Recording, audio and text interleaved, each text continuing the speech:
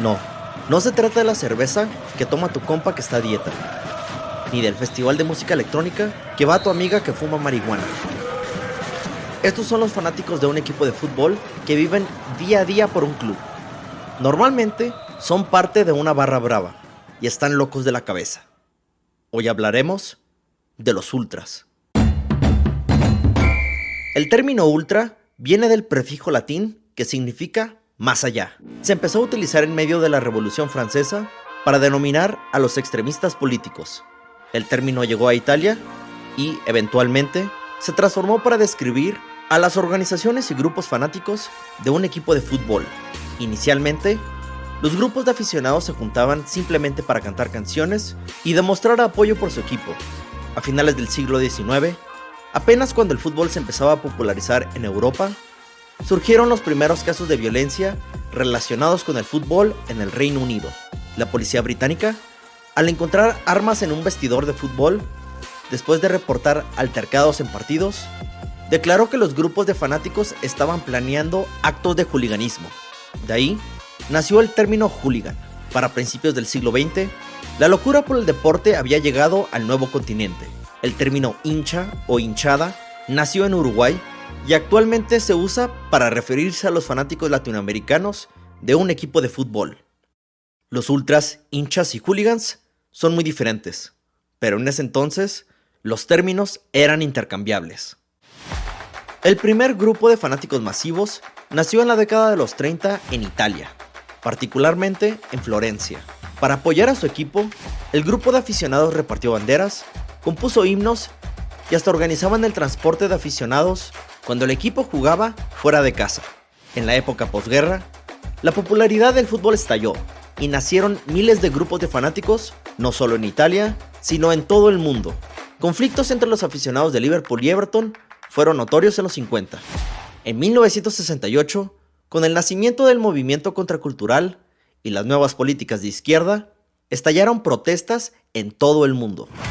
Esto impactó bastante en Italia, y de esas protestas masivas y conglomeración de personas, se fundaron varios grupos de ultras.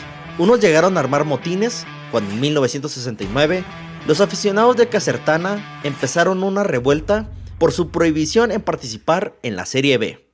En la década de los 70, Italia se veía envuelta en problemas sociopolíticos y se sufría violencia en las calles en lo que se conoció como los años de plomo. Durante este tiempo, los aficionados italianos empezaron a inclinarse más por el lado de rebeldía y violencia. Hasta fueron influenciados por la nueva corriente del punk británico que veían en sus televisores.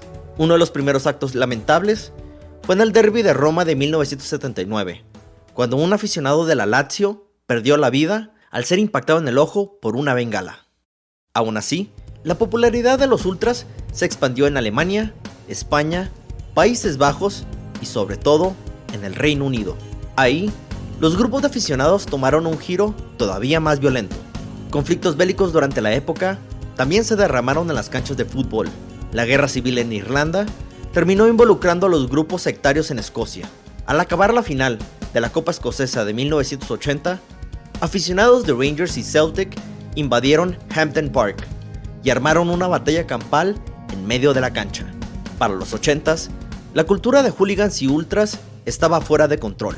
Aficionados en Italia empezaron a utilizar objetos punzocortantes, fanáticos en Inglaterra causaban disturbios dentro y fuera del campo, y barras bravas en Latinoamérica se acostumbraban a la violencia entre aficionados y policías. Durante la década, varios encuentros terminaron en muertes.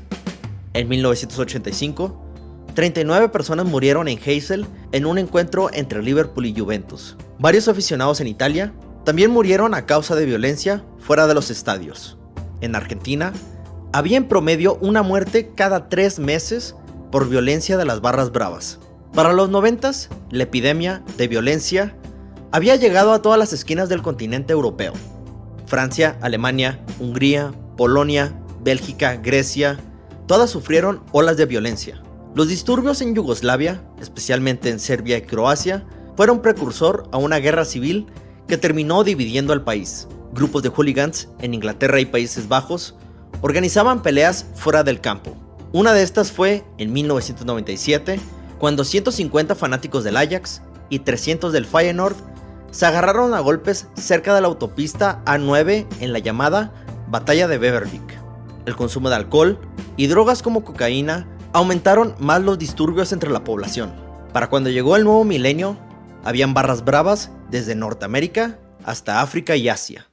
Al tener esa conexión tan negativa al deporte, gobiernos nacionales, organizaciones policíacas y grupos de aficionados se unieron para reducir el nivel de violencia que rodeaba el fútbol. Varios miembros de los grupos violentos buscan romantizar la violencia, como en la película Green Street del 2005, que se trata del odio entre fanáticos del West Ham United y de Millwall. Sin embargo, el Mundial de Alemania 2006 hizo que la policía local trabajara junto con las autoridades internacionales para arrestar a miembros violentos de los grupos disruptivos. Cámaras en los estadios y sentencias más duras redujeron el número de casos violentos en los partidos de fútbol. Tanto autoridades como los mismos grupos de fanáticos se dieron cuenta que la reducción de violencia traería a más aficionados al deporte. Aunque los ultras siguen siendo fanáticos de equipos, los grupos de aficionados se han alejado de la violencia por miedo a sanciones, para evitar posibles arrestos a sus miembros y generalmente para poder disfrutar del deporte. Ahora, los ultras y los hooligans son muy diferentes. Mientras que los hooligans buscan seguir con la violencia, usando solo el deporte como excusa, los ultras solo se encargan de lo que hacían desde un inicio: cantar canciones, repartir banderas y organizar transporte de seguidores. Las gradas en los eventos deportivos de fútbol suelen ser el reflejo del clima sociopolítico que se vive en un lugar. Grupos de aficionados todavía se identifican fuertemente con extremos de izquierda o derecha política. También, países desarrollados suelen manejar la situación mucho mejor que países con pobreza, corrupción y un fastidio por el gobierno que los rige.